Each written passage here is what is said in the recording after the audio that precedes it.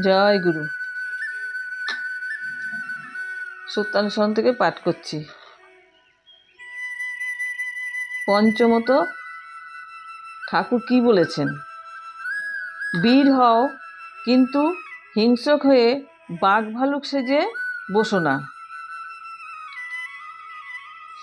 তাহলে দেখুন, আমরা বেশিরভাগই আমরা হচ্ছে তমগুণী।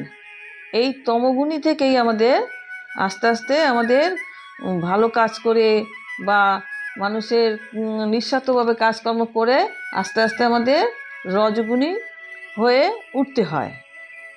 এখন এই রজগুণীটা আবার অনেক সময় দেখা যায় যে এতটা বেশি বেড়ে যায় রজগুণী বাড়ার সঙ্গে সঙ্গে দেখা যায় এমন অনেকেরই আছে যে সেই রজগুণী হয়ে ওঠার সঙ্গে সঙ্গে কিন্তু তার কর্ম উদ্যমটা যেন অতিরিক্ত হয়ে যায়।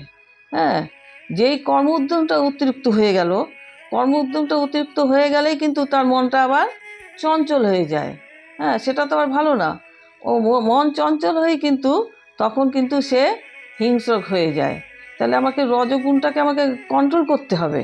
এই রজগুণটাকে যদি আমি না কন্ট্রোল করতে পারি তাহলে কিন্তু আমার এই রজগুণ বৃদ্ধি পেয়ে কিন্তু উদ্যমটাও বেড়ে যাবে আর অতিরিক্ত। সেখান থেকে কিন্তু আর আমরা সেই মতো করে আমরা বেরিয়ে আসতে পারবো। নিজেকে কন্ট্রোল না করলে আমরা কিন্তু আমাদের সেই রজগুণের মধ্যেই সারা জীবন পড়ে থাকবো, আমরা উচ্চ পর্যায়ে যেতে পারবো না। হ্যাঁ, সুতরাং এইটাকে আমাদের কন্ট্রোলে রাখতে হবে, তা নাহলে কিন্তু আমরা হিংস্রক হয়ে উঠব। তাই ঠাকুর এখানে বলেছেন বা বীর হও, কিন্তু হিংস্রক হয়ে বাঘ ভালুক সেজে বসো না।